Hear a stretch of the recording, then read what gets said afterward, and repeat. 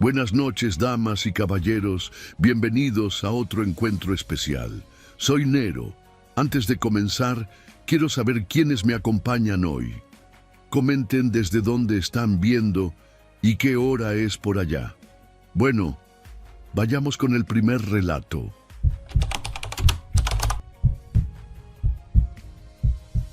Hola, Nero. Me llamo Daniela.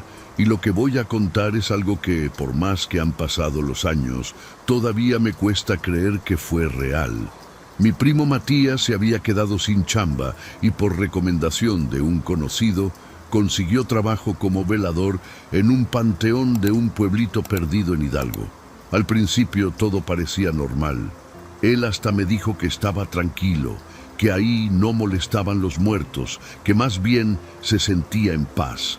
Pero algo cambió. 2 semanas después, me lo encontré tirado cerca de la central de autobuses de Pachuca, sucio, con los ojos desorbitados y temblando como si hubiera visto al diablo. No decía cosas claras al principio. Repetía una y otra vez que los vivos eran peores, que los verdaderos horrores no salían del suelo, sino que entraban por la reja del panteón cada noche. Lo llevé al hospital, pero no tenía signos de golpe ni intoxicación. Solo parecía roto, como si algo le hubiera doblado el alma. Pasaron días antes de que pudiera hablar sin quedarse viendo fijamente a un punto invisible. Cuando por fin empezó a soltar lo que había vivido, me costó creerlo, pero había algo en su mirada, en la forma en que se le quebraba la voz, que me heló la sangre. Me dijo que todo empezó una noche como a eso de la 1:30 de la madrugada. Estaba haciendo su rondín cuando escuchó un motor acercarse. Pensó que era algún borracho perdido o alguien que venía a buscar a algún familiar enterrado, pero no. Era una camioneta blanca, sin placas, con los vidrios polarizados. Se estacionó junto a una esquina del panteón donde casi no hay tumbas. Dice que 2 hombres se bajaron, abrieron la parte trasera y empezaron a sacar lo que claramente eran cuerpos, envueltos en plástico negro. No se los llevaron a las lápidas, no. Caminaron hacia un terreno baldío detrás del panteón, rompieron la malla y desaparecieron entre la maleza.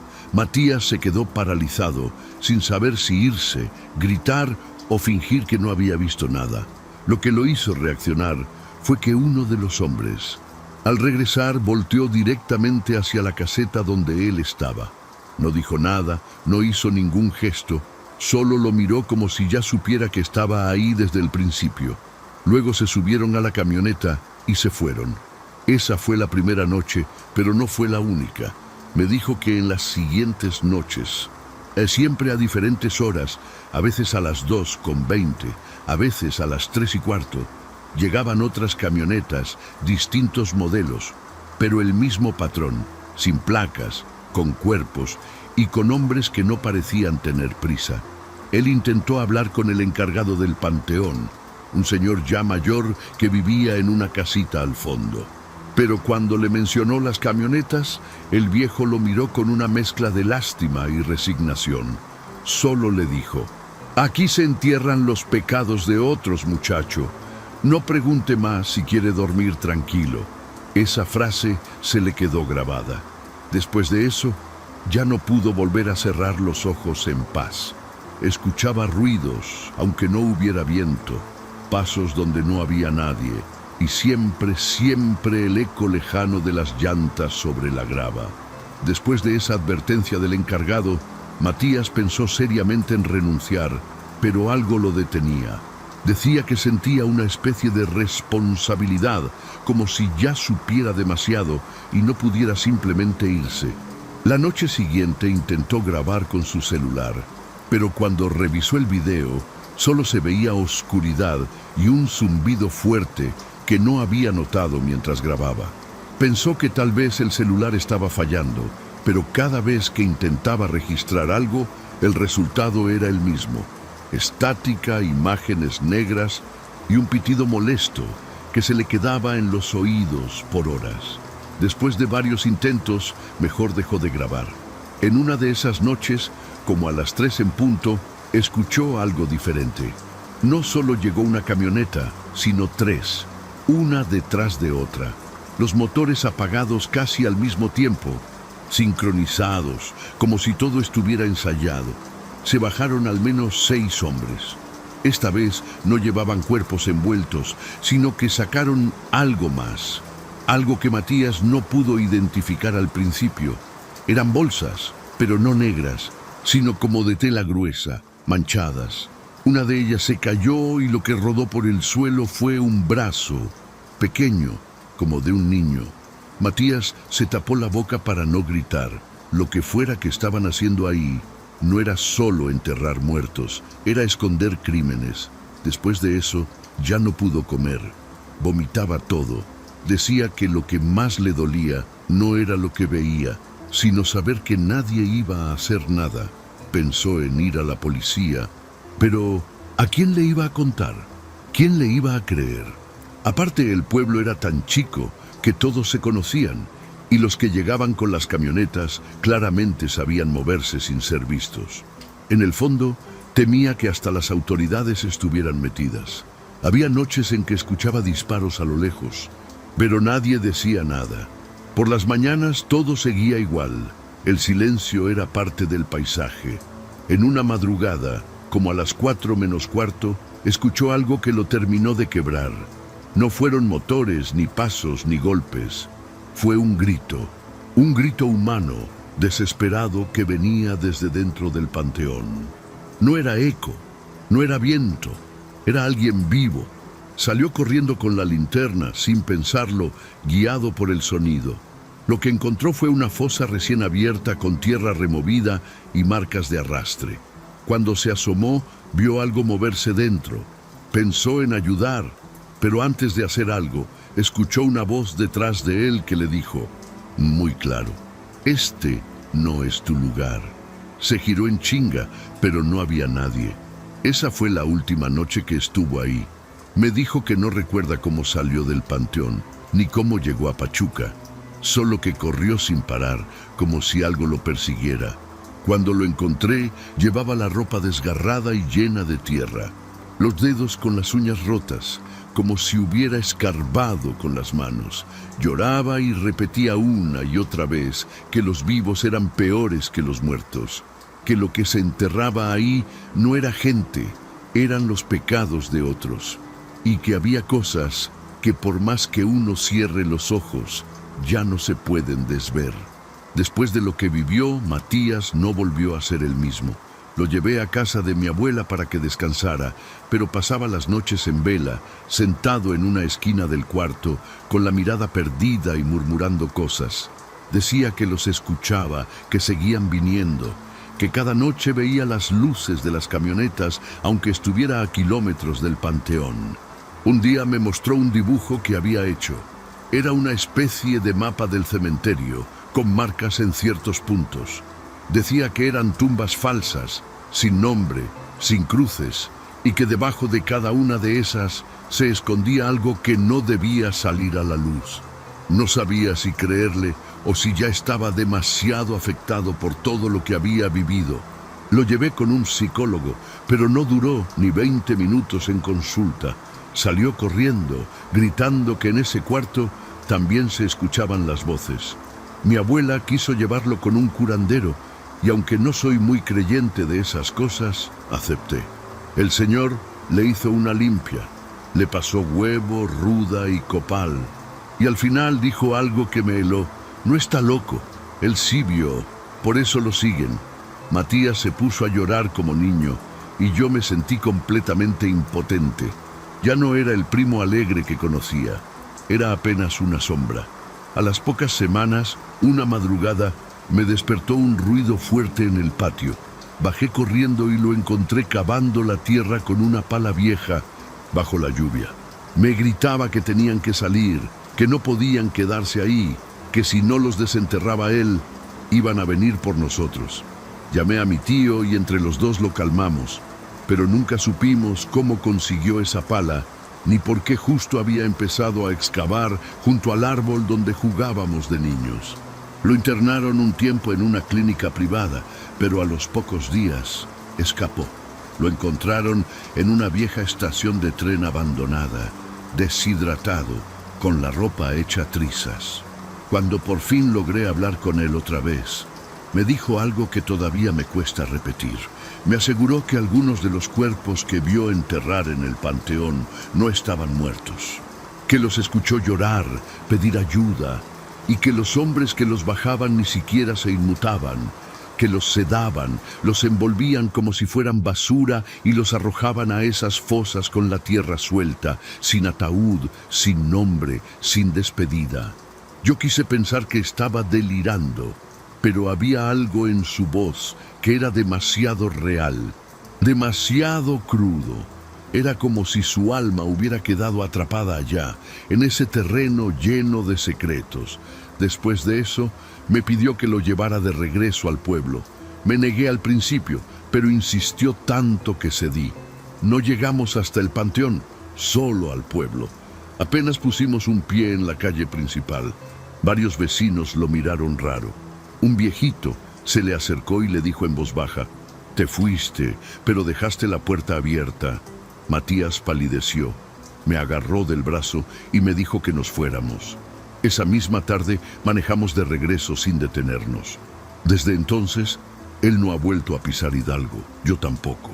Y aunque no se hable del tema, sé que en ese lugar todavía se entierran cosas que no deberían tener lugar ni en este mundo.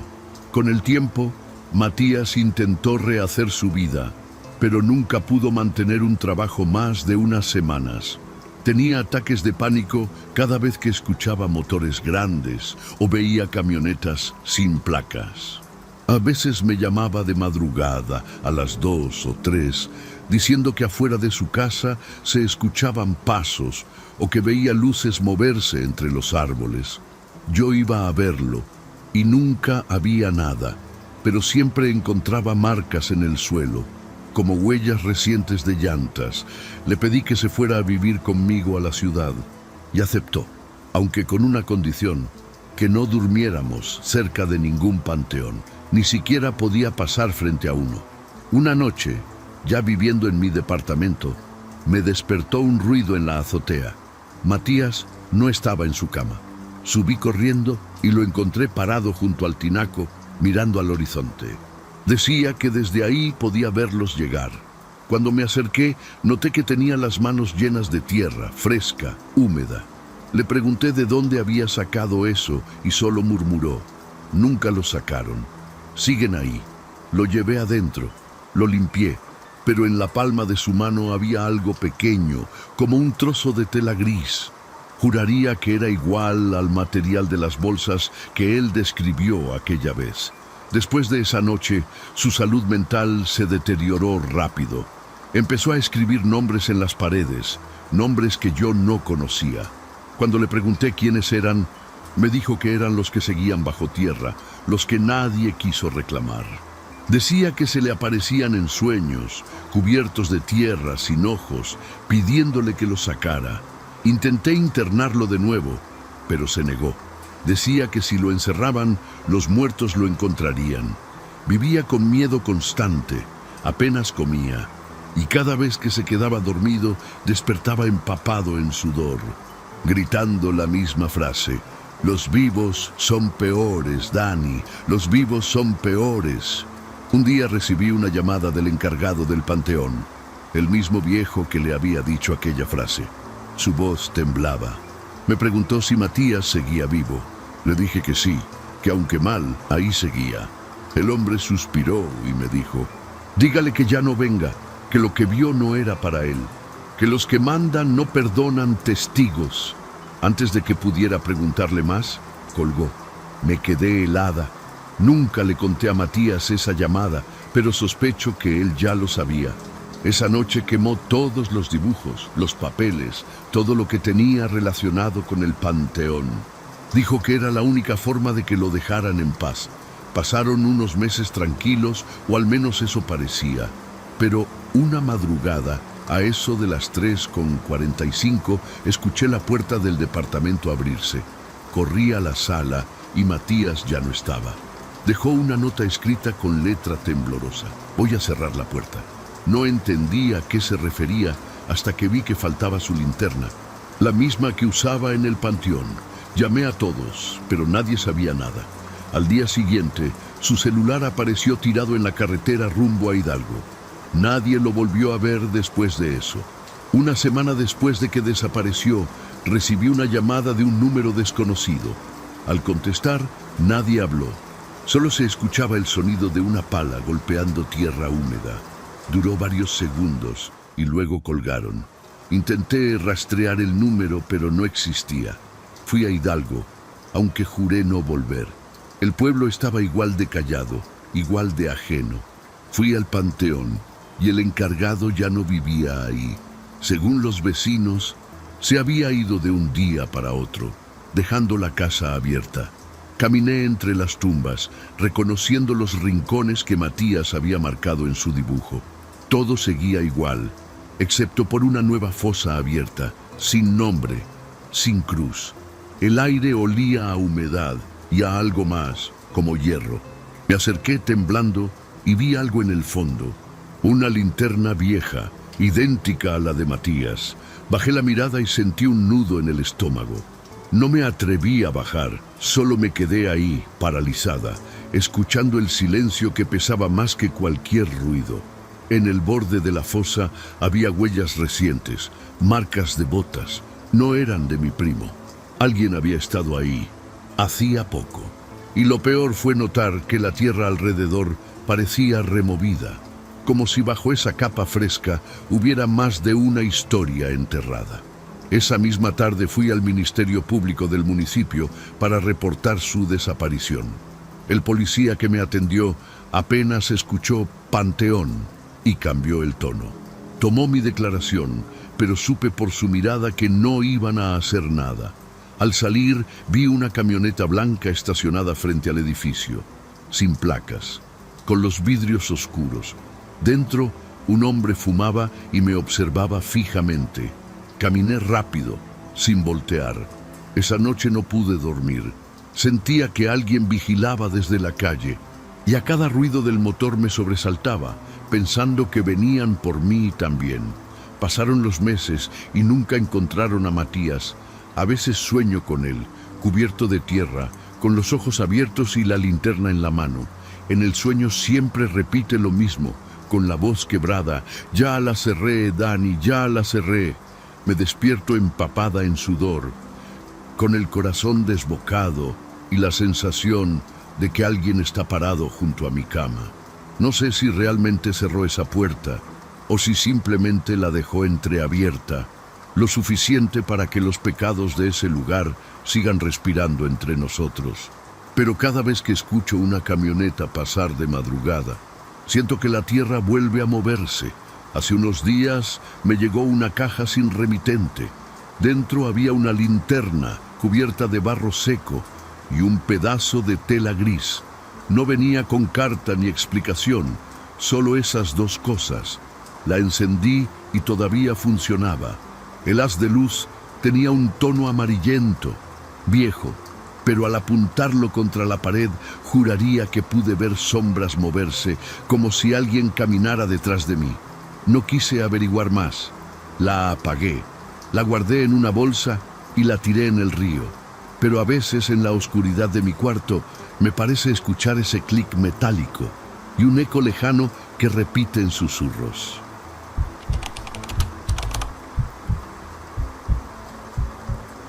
Buenas noches, Nero. Me llamo Efraín y lo que voy a contarte no es fácil para mí. Trabajo como enfermero en un hospital privado bastante conocido en Monterrey. Llevo más de 8 años en el turno nocturno, así que he visto de todo. Pacientes que fallecen solos, doctores que se quedan dormidos en cirugía y hasta familiares que intentan colarse con botellas de alcohol. Pero nada, absolutamente nada, se compara con lo que viví hace unos meses. Todavía no puedo dormir bien desde aquella noche. A veces siento que, por haberlo visto, ya no hay vuelta atrás, como si algo se me hubiera pegado en la piel. Siempre me pareció extraño que en el ala norte del hospital, donde están las habitaciones de lujo, varias de ellas nunca se usaban para pacientes comunes. En el sistema aparecían como ocupadas, pero nadie entraba, nadie salía, y los expedientes clínicos no existían. Yo pensaba que quizá eran para ejecutivos importantes o políticos que querían discreción. No preguntaba mucho. Aprendí desde temprano que en ese lugar, entre menos hables, más tiempo conservas el trabajo. Pero había algo raro, muy raro. A veces, al pasar por ese pasillo, se sentía un olor como a cloro muy fuerte, mezclado con otro olor metálico, como sangre seca. Una noche, poco después de las 3 de la mañana, estaba terminando de checar signos vitales en el tercer piso cuando escuché gritos. No eran gritos comunes de dolor o de confusión, como los de los pacientes con demencia. Eran desesperados, como si estuvieran torturando a alguien. Venían desde la habitación 114, una de esas que siempre estaban ocupadas, pero nadie sabía por quién. Me acerqué con cautela. No había ningún guardia en ese pasillo, ni cámaras visibles. Solo un silencio denso que apenas era interrumpido por los chillidos ahogados desde adentro. Me temblaban las manos, pero no podía ignorar lo que estaba oyendo. Empujé la puerta con cuidado, esperando ver a algún paciente delirando. Tal vez un brote psicótico, pero lo que vi me dejó helado. Era una joven, no tendría más de 20 años, completamente amarrada a la camilla con correas industriales. No eran las típicas sujeciones médicas. Estas parecían hechas para contener fuerza real. Tenía la boca tapada con cinta, los ojos llorosos, llenos de miedo y moretones por todo el cuerpo. La luz en la habitación era blanca, quirúrgica, demasiado intensa. En una bandeja metálica había jeringas, tubos y unas cosas que no reconocí. Di un paso al frente, con la intención de quitarle la cinta, cuando alguien me jaló del brazo con fuerza. Era el doctor Méndez, un tipo que llevaba años en el hospital, pero que casi nunca hablaba con el personal de enfermería.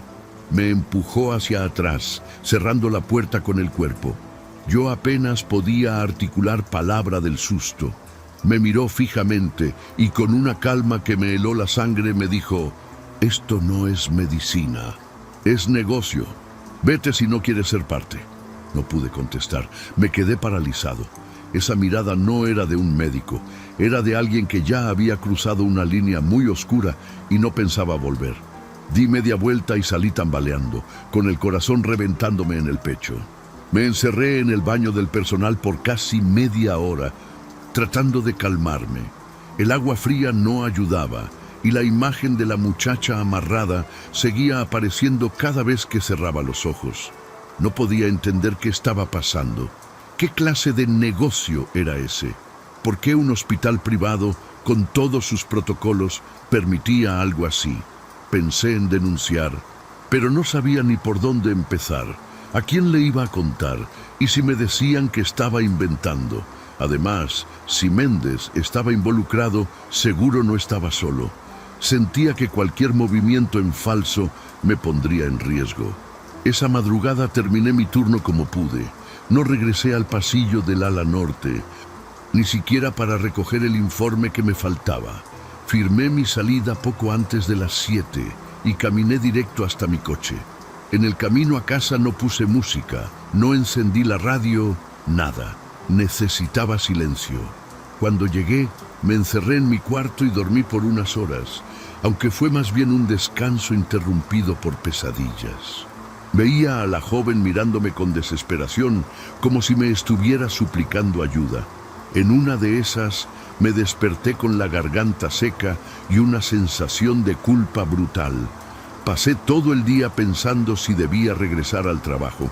Pensé en renunciar, inventar una excusa, lo que fuera, pero no podía dejar las cosas así. Esa chava seguía ahí. No sabía cuánto tiempo llevaba en esa condición, ni si era la única. Me atormentaba la posibilidad de que, al no hacer nada, estaba siendo cómplice. Así que esa noche me presenté como siempre, fingiendo que todo estaba normal. Saludé a mis compañeros, me puse el uniforme, revisé mi itinerario, pero apenas tuve oportunidad, volví al pasillo del ala norte. Esta vez, con el celular en la bolsa listo para grabar si era necesario. me di cuenta de que la puerta de la 114 ya no tenía el letrero de ocupado. Estaba cerrada, sin luz, como si nadie hubiera estado ahí. Pasé de largo, fingiendo que iba hacia otro cuarto, pero alcancé a mirar por debajo de la puerta. No había luz, pero tampoco oscuridad completa. Se veía una tenue luz roja, como de esos focos que se usan en laboratorios. Toqué suavemente con los nudillos, solo una vez. No hubo respuesta. El silencio era tan denso que hasta podía escuchar el zumbido de los fluorescentes del techo. Me alejé unos pasos, pero algo me decía que no debía irme aún. A la vuelta de ese pasillo, en un pequeño closet donde se guardan sábanas limpias, me metí y esperé. Quería ver si alguien entraba o salía de esa habitación. Pasaron casi 2 horas sin que ocurriera nada. Cerca de las 2 de la mañana, vi a 2 personas vestidas de civil. No eran médicos ni enfermeros, caminar directo hacia la 114. Tenían llaves, abrieron con cuidado, sin hacer ruido, y entraron. Al cabo de unos minutos, salieron empujando una camilla cubierta con una sábana blanca. Nadie los detuvo, nadie los cuestionó. Se fueron por el elevador de carga. Sentí un hueco en el estómago, como si me estuviera tragando un hoyo negro. Esa noche ya no pude continuar con mis tareas como si nada. Caminaba por los pasillos en automático, con los pensamientos revueltos. ¿Qué habían hecho con la muchacha? ¿Estaba viva debajo de esa sábana? Cada vez era más evidente que lo que pasaba en ese cuarto no tenía nada que ver con medicina. Lo peor era que nadie, absolutamente nadie, decía nada. La complicidad era como una capa invisible que lo cubría todo. Me sentía atrapado, sabiendo demasiado, pero sin las herramientas para hacer algo. No podía grabar nada sin ponerme en riesgo. Y si hablaba, probablemente me desaparecerían igual que a ella. Al terminar el turno, pasé a buscar a una compañera de confianza, Mariana. Ella llevaba más tiempo que yo en el hospital, y si alguien sabía algo, era ella. Nos sentamos en el comedor de personal mientras todos los demás se iban. Le pregunté directo si sabía qué pasaba en la 114. Mariana me miró sin decir nada por varios segundos y luego bajó la vista. Me dijo en voz baja, no es la única. A veces es la 113, a veces la 116. Siempre en ese pasillo. No preguntes más, Efra. No vale la pena. Esa frase me dejó claro que ella también tenía miedo. Durante los días siguientes, traté de actuar normal. No quería levantar sospechas, pero por dentro todo me hervía. Empecé a revisar los registros digitales del hospital en las computadoras de administración cuando nadie me veía. Me di cuenta de que había habitaciones sin historial clínico, pero con entradas constantes de insumos médicos. Sedantes, anestesia, material quirúrgico. Todo era autorizado por el mismo nombre, Dr. Méndez. Encontré también que las cámaras del pasillo norte habían sido temporalmente desactivadas por mantenimiento durante los últimos 3 meses. Era un patrón claro, demasiado estructurado para ser coincidencia. No estaban improvisando, era algo sistemático. Empecé a pensar que quizás se trataba de tráfico de órganos o experimentos ilegales. No lo sé con certeza, pero había patrones. Las camillas siempre salían entre 2 y 3 de la mañana. Nunca con personal médico tradicional. Siempre eran sujetos vestidos de civil. Y ninguna de esas personas aparecía registrada en la bitácora de ingresos. Pensé en ir a la policía, pero ¿qué les iba a decir? Que escuché gritos y vi una camilla, que un doctor me dijo algo ambiguo. Sin pruebas me iban a tachar de loco, o peor, podrían estar coludidos. Monterrey es grande, pero no lo suficiente como para esconderse de algo así. Un viernes, cuando ya casi decidía renunciar y alejarme de todo, encontré un expediente olvidado en la estación de enfermería del 3er piso. Era una hoja suelta, sin folio oficial, con un solo nombre escrito a mano. Isela Márquez, 22 años. No decía diagnóstico, ni fecha de ingreso, ni tratamiento. Solo una nota al pie. No debe despertar durante el traslado. Reconocí la letra del doctor Méndez. Guardé esa hoja en mi mochila sin que nadie me viera. Fue en ese momento que decidí que, pasara lo que pasara, no iba a quedarme callado. Si ellos operaban en silencio, yo iba a hablar en voz alta. La siguiente noche volví al hospital con una grabadora pequeña escondida en la bata. Era de esas viejitas, con cassette, que no emiten luz ni suenan al activarse. La encendí desde que entré al ala norte, esperando captar algo útil. Sabía que era arriesgado, pero necesitaba una prueba. Todo estaba en calma hasta que, cerca de las 3 de la mañana, escuché pasos apresurados en el pasillo. Me escondí detrás del carrito de limpieza y desde ahí vi al doctor Méndez entrar a la 113, otra de las habitaciones permanentemente ocupadas. Esta vez no iban con camilla, sino con una maleta negra. Esperé 15 minutos y me acerqué cuando el pasillo volvió a quedar solo. Pegué el oído a la puerta. Se oían gemidos suaves, como si alguien estuviera dopado, apenas consciente. También escuché voces hablando bajo, mencionando dosis y números que no entendí. La puerta estaba asegurada desde dentro, pero alguien había dejado una pequeña ventana corrediza abierta, como las de las puertas de psiquiátrico. Sí. Me subí en una cubeta volteada y miré por ahí. Lo que vi me revolvió el estómago. Había un hombre joven desnudo, inconsciente, con cables conectados al pecho y una jeringa clavada en el cuello. No pude ver mucho más porque escuché pasos acercándose. Corrí hacia las escaleras y me escondí en el cuarto de rayos X. El corazón me latía tan fuerte que sentía que se me iba a salir. Reproduje unos segundos de la grabación. Se escuchaban las voces, no claras pero distinguibles. También los gemidos. Era suficiente para alertar a alguien, pensé. Esa noche no terminé el turno. Salí por la puerta de emergencia y me fui directo a casa. No encendí luces, no comí, no dormí. Solo me senté en la sala con la grabadora en la mano, tratando de decidir qué hacer. 2 días después, fui a la oficina de un abogado que conocía por un primo. Le conté todo lo que pude sin parecer un paranoico. Le mostré la grabación y la hoja con el nombre de Isela Márquez. Al principio me miraba como si estuviera exagerando, pero cuando escuchó el audio, cambió la expresión. Me pidió quedarme callado mientras él hacía unas llamadas. Esa misma noche, él fue a entregar todo a un periodista local que había trabajado casos de corrupción en hospitales públicos.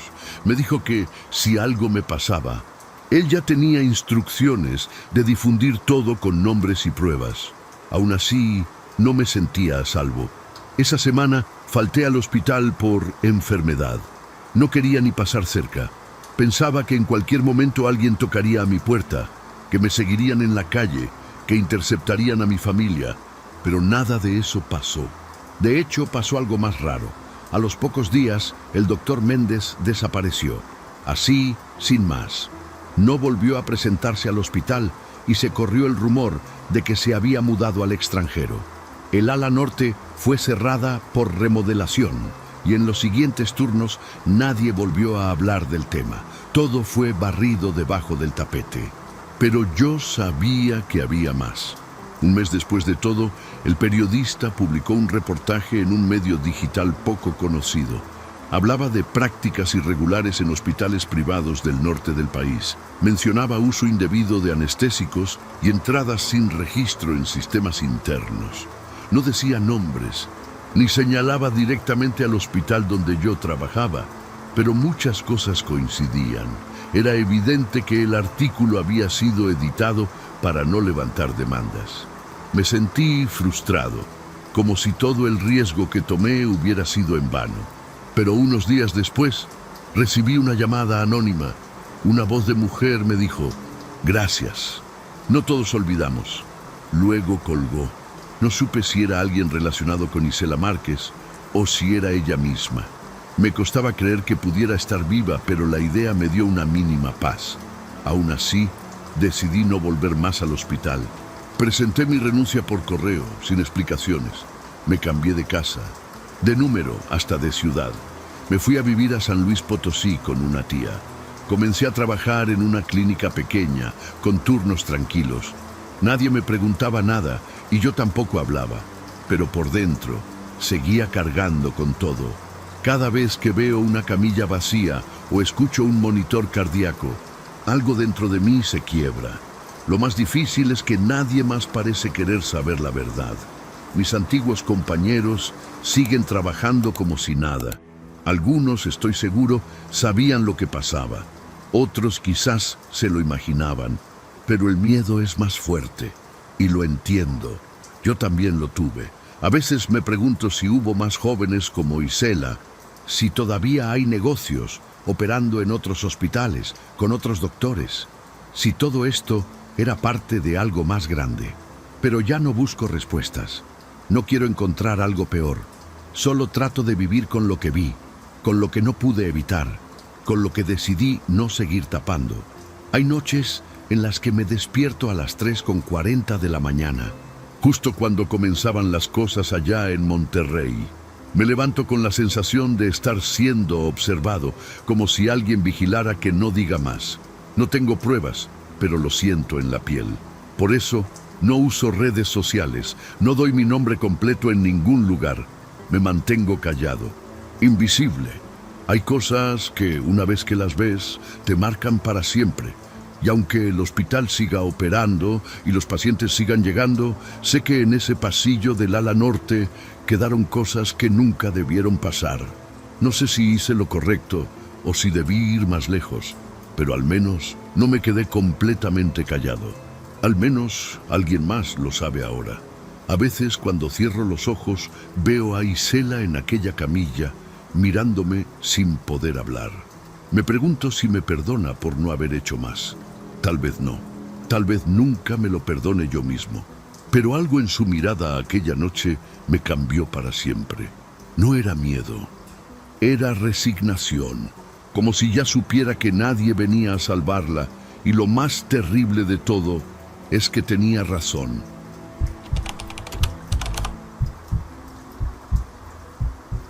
Me llamo Gerardo Cuevas. Y esto que voy a contar no se lo he dicho a nadie, ni a mi familia. Todo empezó cuando me fui a vivir unos meses a Oaxaca, a casa de una tía que tenía un puestito de dulces típicos en el mercado municipal. Yo estaba buscando chamba, lo que fuera, y fue en uno de esos días, mientras caminaba entre los puestos, que una señora me detuvo. Tendría unos 50 y algo, pelo canoso recogido, mandil con manchas viejas de sangre. Me dijo que andaban buscando ayudante para la carnicería de su esposo. Pagaban poco, pero diario, y sin hacer muchas preguntas. El local estaba en una esquina del mercado, con paredes de azulejo blanco ya percudido, y con un olor a carne fresca que te metía por la nariz hasta el estómago. La señora se llamaba Estela. Ella era la que atendía en las mañanas, pero me explicó que su esposo, don Rubén, hacía toda la preparación durante la madrugada. A mí me tocaba llegar diario a las 4 de la mañana para ayudar a descargar y preparar lo que él ya tenía listo. Lo raro fue que nunca vi llegar ningún camión ni proveedor. Solo estaban los bultos, envueltos en sábanas blancas, manchadas de un rojo oscuro, alineados como si los acomodaran con cuidado. Al principio no hice preguntas. Yo necesitaba el dinero y el trabajo no era difícil. Me tocaba pelar huesos, hacer molida y limpiar todo antes de que llegaran los clientes. Don Rubén era un tipo seco, de pocas palabras, y siempre traía una bata larga gris que le arrastraba por los talones. Tenía unos ojos raros, como de vidrio empañado, y las manos llenas de cicatrices. Nunca lo vi usar sierra eléctrica ni herramientas modernas. Todo lo cortaba a puro machete y cuchillo filoso, como si llevara haciéndolo desde antes que existiera la luz eléctrica. Una vez pregunté de dónde venía la carne, porque noté que nunca traían reses enteras ni se escuchaban ruidos de animales. Estela me soltó una mirada como de advertencia y dijo: «Aquí nadie pregunta de dónde viene la carne, muchacho. Mientras no falte, tú haz tu parte. Después de eso, me lo pensé 2 veces antes de abrir la boca. Pero mi cabeza no dejaba de dar vueltas. Había partes que no parecían de vaca. Algunos huesos eran delgados, largos, con forma rara. Pensé que a lo mejor también vendían carne de caballo o algo así, pero no pregunté más. Todo iba más o menos normal, hasta que una madrugada, mientras ayudaba a mover uno de los bultos a la mesa grande de corte, se le resbaló una parte a don Rubén y cayó al piso con un golpe seco. El trapo se abrió un poco y de entre las telas cayó una pulsera metálica con dijes pequeños en forma de corazón. Me agaché a recogerla, pero Estela apareció de la nada, se me adelantó y la guardó en su mandil. Luego me miró serio y me dijo con voz baja: «No te metas en lo que no te importa». Esa noche no dormí. Me quedé con el estómago revuelto, sintiendo que algo estaba muy mal. A la mañana siguiente llegué al puesto como siempre, pero algo en el ambiente se sentía distinto. No sabría explicarlo, pero había un silencio incómodo, como si todos supieran algo menos yo. Estela ni me saludó, y don Rubén solo me indicó con la cabeza que me pusiera a limpiar los restos del día anterior. Mientras recogía huesos y restos de carne, no pude evitar recordar la pulsera. Los dijes eran muy detallados. Uno tenía la letra L grabada. Me pregunté si alguien estaría buscando a la dueña, si tal vez ella... No quise seguir pensando. Pero la imagen del bulto cayendo al suelo no se me quitaba de la cabeza. Ese día, después de terminar, no me fui directo a casa.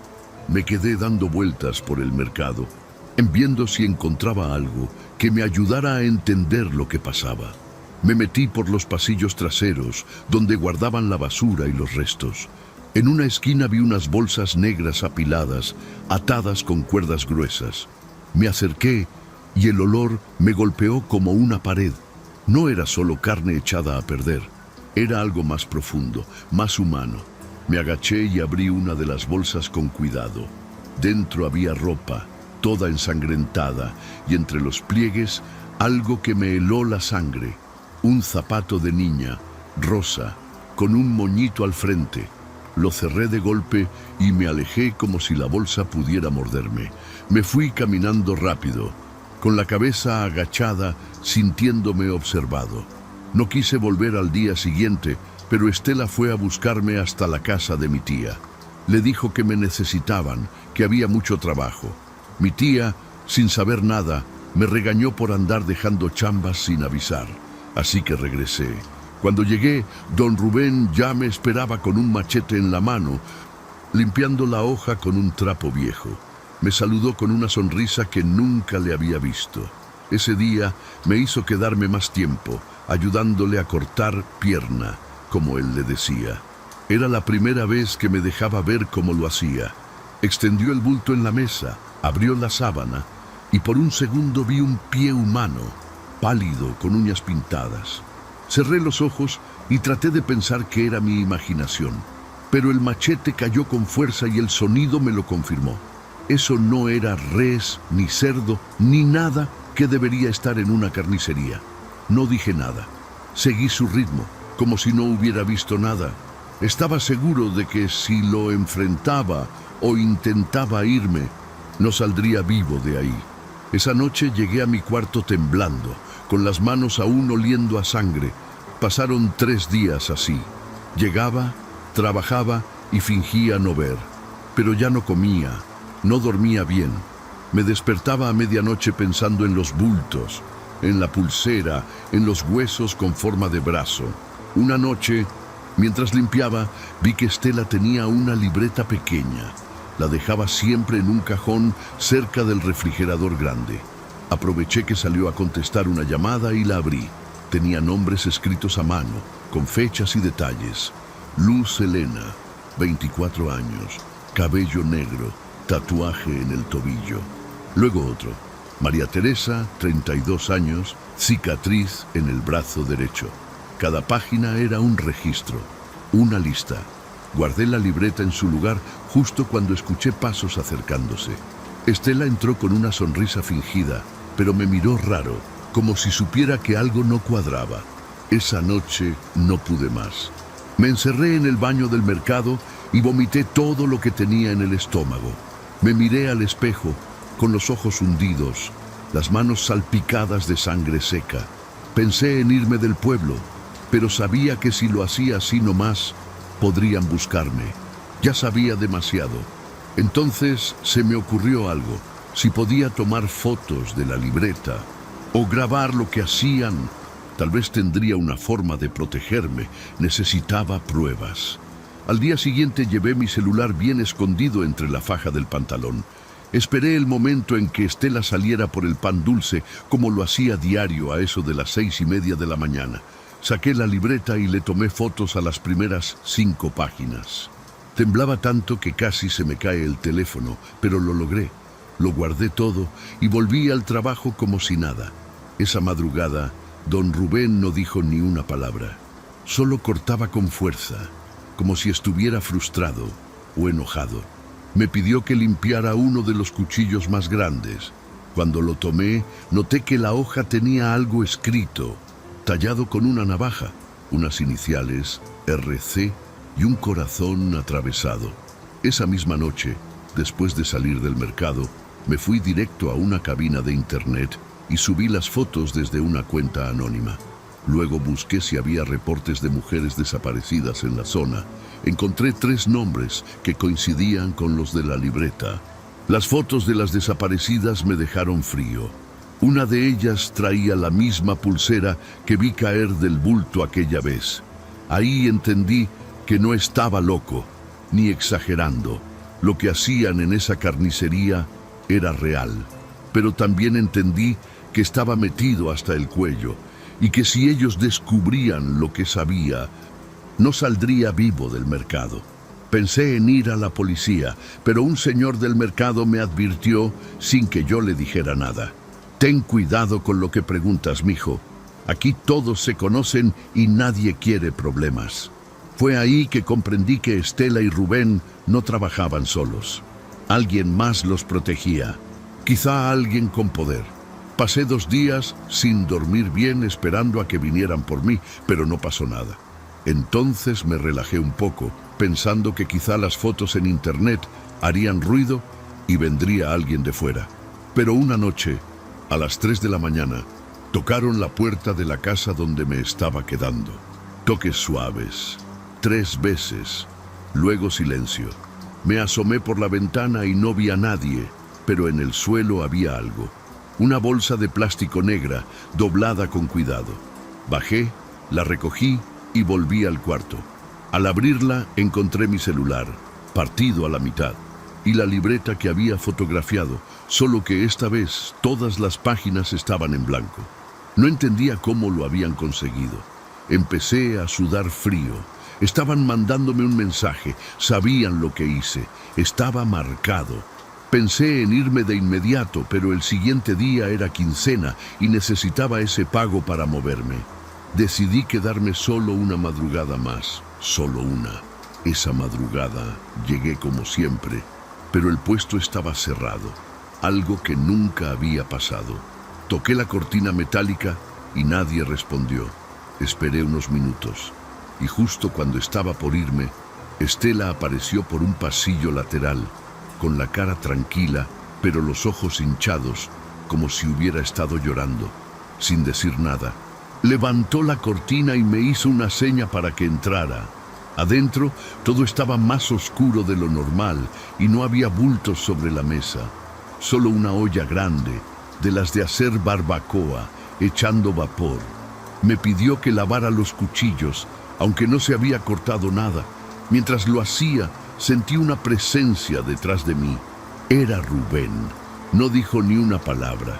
Solo me observó por unos segundos y luego caminó hasta el refrigerador. Lo abrió y sacó un trapo enrollado. Lo dejó sobre la mesa sin desatarlo. Me dijo con una voz que me heló la sangre: «Te toca a ti, Gerardo». Yo me quedé paralizado.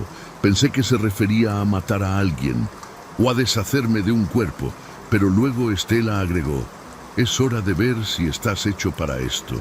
Sentí que me faltaba el aire. El trapo se movía. Algo dentro respiraba. No me atreví a preguntar nada. Solo di un paso atrás y dije que me sentía mal, que tenía diarrea, fiebre, lo que fuera. Ellos se miraron entre sí, sin sorpresa. Rubén me dijo que fuera al baño del fondo, el que casi nunca se usaba. Caminé despacio, temblando. Cuando entré, cerré el seguro y me puse a buscar una salida, una ventana, algo, pero lo único que había era una rejilla de ventilación. Pateé la tapa con fuerza hasta que se soltó. Apenas cabía. Pero me metí. La rejilla daba a un pasillo de servicio oscuro, lleno de telarañas y olor a podrido. Empecé a gatear como loco, con los codos raspándose contra el concreto. Atrás de mí escuché que alguien abría la puerta del baño a la fuerza. No me detuve.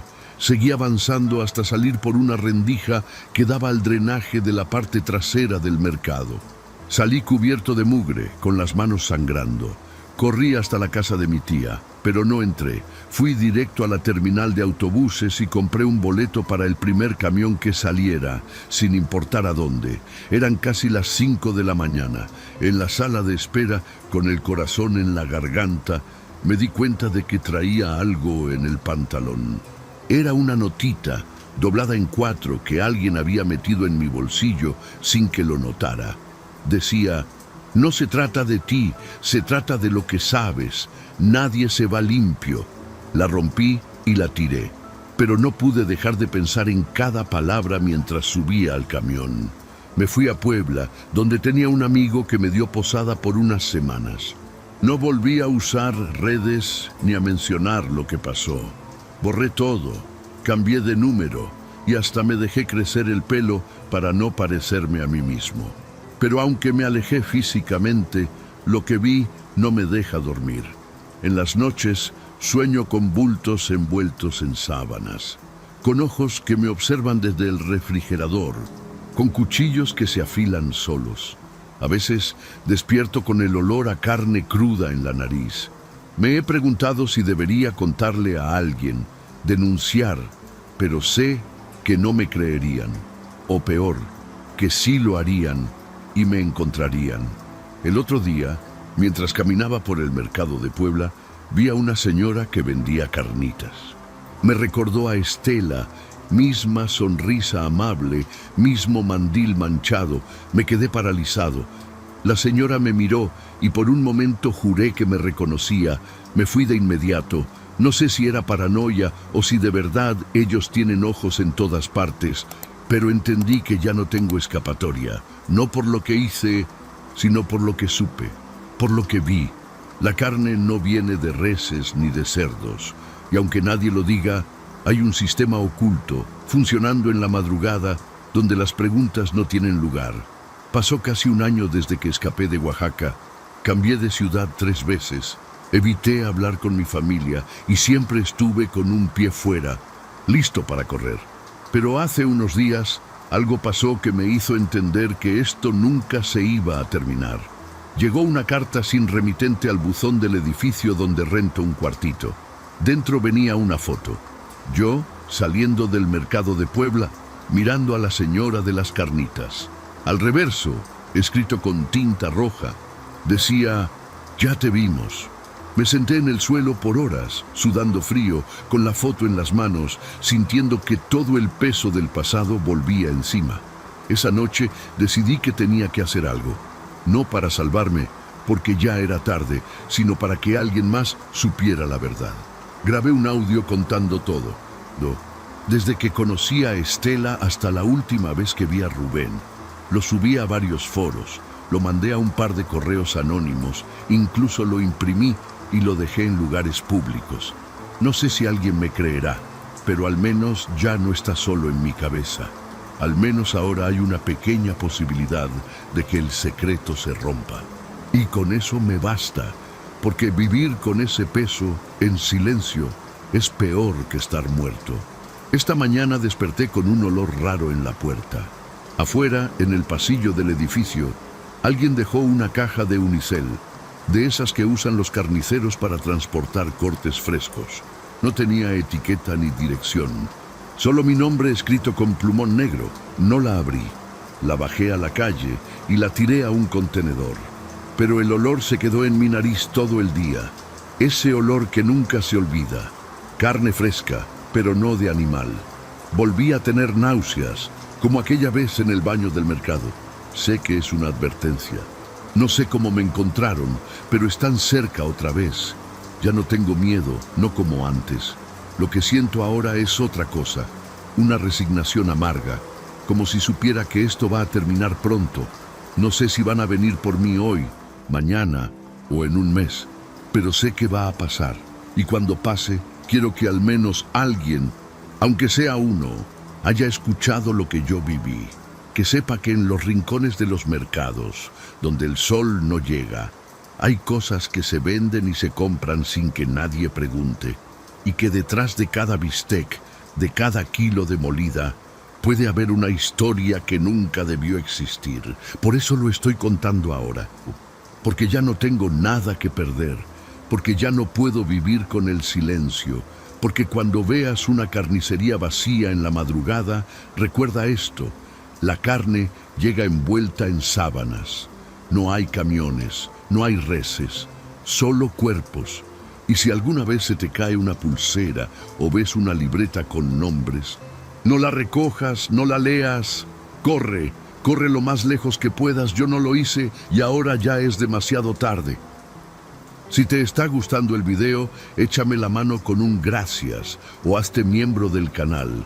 Así me apoyas para seguir subiendo relatos de terror todos los días.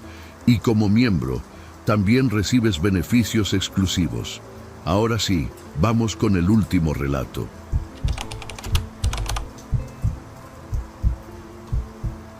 ¿Qué onda, Nero? Me llamo Noé Beltrán y esto que voy a contar no es algo que me saque de la cabeza por más que ya haya pasado un tiempo. Yo trabajaba como guardia de seguridad en una maquiladora al sur de Reynosa, una de esas plantas enormes donde la luz nunca se apaga y el ruido de las máquinas es como un zumbido constante que se te queda metido en los huesos. El turno nocturno me tocaba solo a mí, así que pasaba horas en la caseta con las cámaras, los controles de acceso y mi termo con café recalentado. Al principio todo parecía rutinario, aburrido incluso, pero empecé a notar algo raro. Cada semana, al menos una persona del turno de noche simplemente dejaba de venir, sin carta de renuncia, sin que nadie preguntara por ellos, sin que Recursos Humanos dijera nada. Uno pensaría que era rotación normal, que la gente se iba por los sueldos bajos o por el cansancio, pero cuando preguntas 3 o 4 veces por gente distinta y siempre te dicen que ya no trabaja aquí, algo no cuadra. La lista de empleados seguía actualizándose sola en el sistema, como si todo estuviera bajo control. Pero yo empecé a anotar nombres en una libreta. Una noche, de pura casualidad, me tocó revisar grabaciones de días anteriores porque se había perdido una caja de herramientas. Al adelantar los videos, me di cuenta que en los mismos horarios, siempre entre las 2 y las 3 de la mañana, había cortes. Exactamente entre 2:10 y 2:40, las cámaras se ponían negras unos minutos. Pensé que era una falla técnica, pero al revisar el sistema, me apareció una leyenda que decía acceso denegado. Eso no debería pasarle a alguien con mi nivel de usuario. Me metí a fondo, rebuscando en los respaldos. Logré recuperar una secuencia incompleta de uno de esos días. Lo que vi me puso la piel helada. Un grupo de 3 hombres, todos con traje oscuro y portapapeles, entraba por la puerta trasera con total normalidad. Se dirigían directo a una línea de ensamblaje. Sacaban a uno de los trabajadores sin decirle nada. Lo escoltaban hacia una camioneta blanca sin placas y se iban.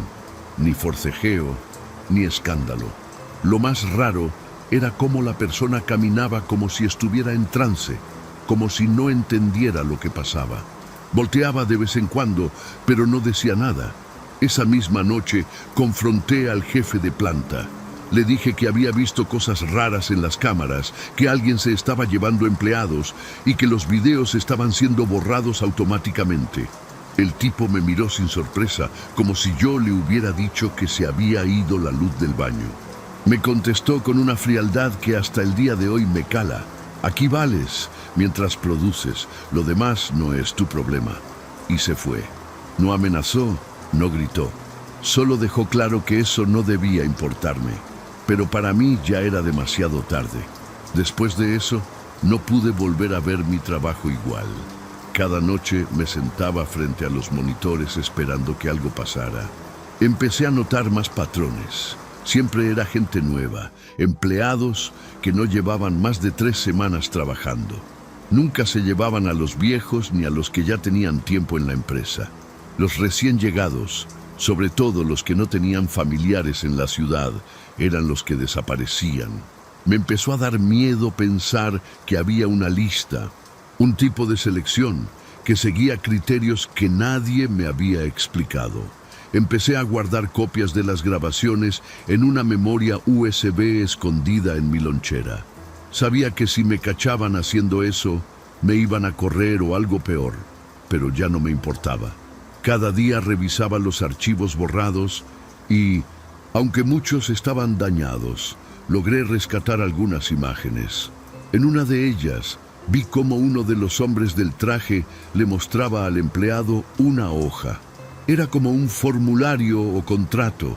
La cámara no tenía buen ángulo, pero lo que me impactó fue la reacción del chavo. Sonrió antes de salir caminando con ellos. Una noche decidí hablar con uno de los operadores del turno. Le pregunté si había notado que muchos se iban sin decir nada. Primero se hizo el tonto, pero después, mientras fumábamos en la parte trasera, me dijo que sí, que todos sabían que si te ofrecían quedarte horas extras sin aviso y aceptabas, había posibilidad de que ya no salieras, que no era oficial, pero se corría la voz. Nadie decía nada porque necesitaban la chamba y porque a los que preguntaban mucho también los desaparecían. Me lo dijo con los ojos bajos, como si hablara de algo inevitable. Con eso confirmé lo que ya sospechaba. Lo que pasaba ahí era parte de un sistema bien armado, uno que llevaba funcionando quién sabe desde cuándo. Me obsesioné con saber qué les hacían. Pensé en trata de personas, en experimentos, incluso en tráfico de órganos, aunque sonara a película. Todo parecía encajar con una frialdad que me revolvía el estómago. Yo era el guardia, el que supuestamente vigilaba todo, pero claramente era solo una pieza más. Ya no dormía bien. A veces escuchaba ruidos raros en los pasillos, como pasos apresurados o puertas que se cerraban solas. Una madrugada, justo a las 2:10, vi por las cámaras que la puerta trasera se abría. Me temblaban las manos, pero cambié la vista al pasillo interno. 3 hombres con traje avanzaban directo hacia la línea 5.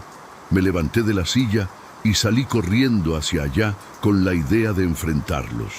Algo dentro de mí me decía que tenía que hacer algo, aunque no supiera bien qué. Cuando llegué, ya no había nadie, solo un carrito de herramientas tirado y una mochila olvidada en el suelo. Me quedé ahí parado, jadeando, con el corazón latiendo como tambor. Volví a la caseta con la mochila en las manos. Era de una muchacha nueva. Karen se llamaba. Tenía apenas 2 semanas trabajando en la planta. Siempre pasaba por la caseta a saludar y preguntarme si había café. Al revisar dentro, encontré su credencial, un cuaderno pequeño y su celular, pero estaba apagado. Intenté prenderlo, pero pedía código. Guardé todo en un cajón con seguro. Esa noche no volví a sentarme. Me quedé parado frente a los monitores como idiota, mirando cada rincón, esperando que volvieran. No pasó nada más, pero mi cabeza no paraba de dar vueltas. Al día siguiente fui con recursos humanos. Les pregunté si sabían algo de Karen. Me dijeron sin mirar la pantalla que ya no trabajaba ahí. Les dije que su mochila seguía en el área de producción, que nadie la vio salir. Me respondieron con una sonrisa forzada que a veces la gente no avisa cuando se va. Les dejé la mochila ahí y me fui. Afuera me esperaba el sol. pero sentí frío. Desde que comencé en ese lugar, nunca me había dado cuenta de cuánta gente entraba sin saber lo que pasaba dentro. Esa noche soñé con Karen. La vi parada frente a la caseta con los ojos muy abiertos, mirándome sin decir palabra. Detrás de ella estaban los 3 tipos de traje, completamente quietos. En el sueño yo no podía moverme. Sentía los pies clavados al piso, el cuerpo pesado y un pitido en los oídos que me rompía la cabeza. Me desperté bañado en sudor a eso de las 4 de la mañana. Aún faltaban horas para mi turno. Pensé en renunciar, pero algo dentro de mí quería seguir, como si necesitara entender qué estaba pasando realmente. Comencé a hacer un registro más detallado de los ingresos nocturnos. Cada vez que las cámaras se apagaban, tomaba nota del horario exacto y luego hacía rondines por las zonas que no se veían. En una de esas noches vi algo que me dejó paralizado. Un cuarto nuevo, donde antes había una pared sin acceso. Era una puerta metálica sin letrero, al fondo del pasillo C, justo donde las cámaras nunca mostraban nada. Cuando me acerqué, sentí un zumbido como eléctrico. Pegué la oreja y escuché un tipo de vibración, como una máquina funcionando. Fui por una linterna y volví al pasillo, decidido a abrir. Pero no había cerradura, ni manija, solo una ranura pequeña a la altura de los ojos. Miré por ahí y lo que vi me perturbó. Un cuarto blanco, limpio, con una camilla en medio. En la pared del fondo, una pantalla mostraba datos que no entendí y del techo bajaba una especie de lámpara quirúrgica. No vi a nadie dentro, pero había marcas en el piso, como si alguien hubiera sido arrastrado. Sentí una náusea intensa. Me alejé sin mirar atrás. Ya no era paranoia, eso era real. A la mañana siguiente, antes de salir de mi turno, volví al pasillo C para revisar si la puerta seguía ahí. No había nada, solo la pared lisa de siempre, sin señales de ranura ni marcas en el piso. Toqué el muro esperando sentir alguna diferencia, pero era concreto sólido. Volví a las cámaras para revisar si podía encontrar evidencia de la noche anterior, pero todo el archivo desde la 1 hasta las 4 de la mañana estaba bloqueado, incluso en las copias que guardaba en mi memoria. Me di cuenta de que ya sabían lo que yo estaba haciendo. A partir de esa noche, empecé a notar que me seguían. Primero fue un coche blanco, que siempre estaba estacionado a unos metros de la entrada, sin placas. Luego, un hombre que llegaba todas las noches a hacer inspecciones internas que nadie le había solicitado. Me saludaba por mi nombre sin haberme visto antes y se quedaba horas dentro del edificio. Lo vi entrar al pasillo C más de una vez. Yo fingía revisar otras áreas, pero lo seguía de lejos. Siempre salía solo, sin prisa, como si nada raro estuviera ocurriendo. Una noche, mientras revisaba el archivo de acceso del personal, noté que alguien había usado mi tarjeta para entrar al sistema a las 3:05 de la madrugada. Cuando yo no estaba en la caseta, corrí a revisar las cámaras de esa hora, pero ya estaban borradas. Fui al cajón donde guardaba mi USB, pero estaba vacío. Todo mi respaldo, mis anotaciones, las copias de los videos, desaparecieron. Empecé a temblar. Pensé en renunciar de inmediato, pero una parte de mí ya sabía que, si me iba, algo peor me podía pasar. Me habían puesto en la mira. Ese mismo día, en la tarde, recibí una llamada al teléfono de mi casa. Era una voz de mujer, calmada, que solo dijo: «Deje de buscar, no es su turno», y colgó. No me preguntes cómo, pero supe que era la voz de Karen. Me senté en la sala con el teléfono en la mano, sin poder moverme. Ya ni siquiera podía pensar con claridad. Solo recordaba su mirada en el sueño, como si intentara decirme algo.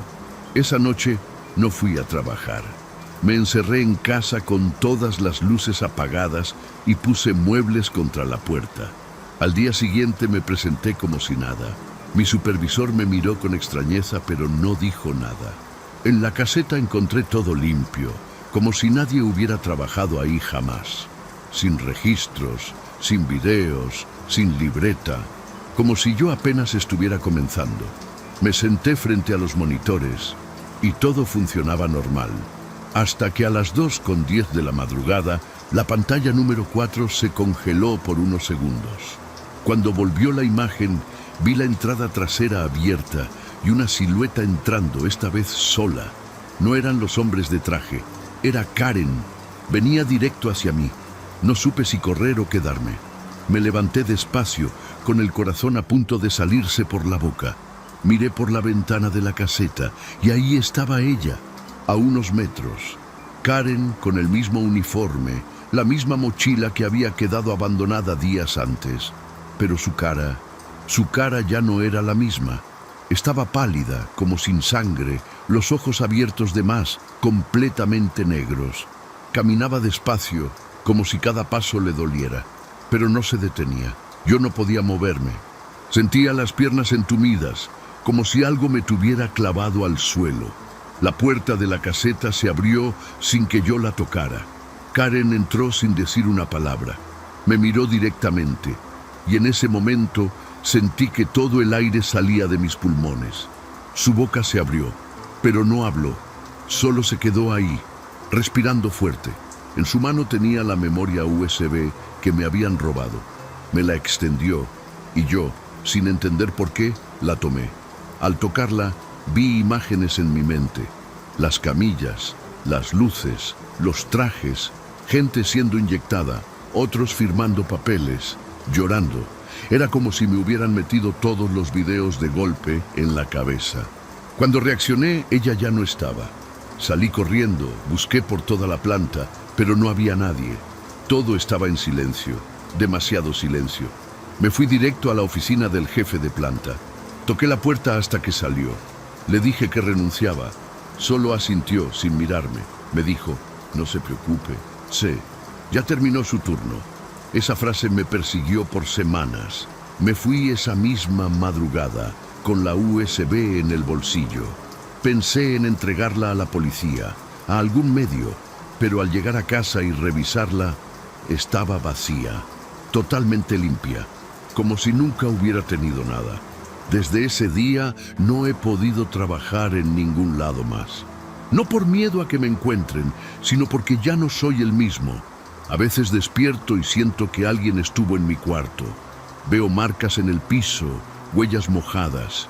Otras veces, el celular suena a las 2:10 de la madrugada. Nunca contesto. Vivo solo, sin hablar con nadie. Ya entendí lo que Karen quiso decirme. Aquí vales mientras produces, pero cuando dejas de valer, no te desechan, te reclutan. Y si alguna vez ves esa puerta sin manija, es porque ya no hay salida. Gracias por llegar hasta aquí. En la pantalla tienes 2 videos más que seguro te van a encantar para seguir con el terror. Nos vemos en la próxima historia.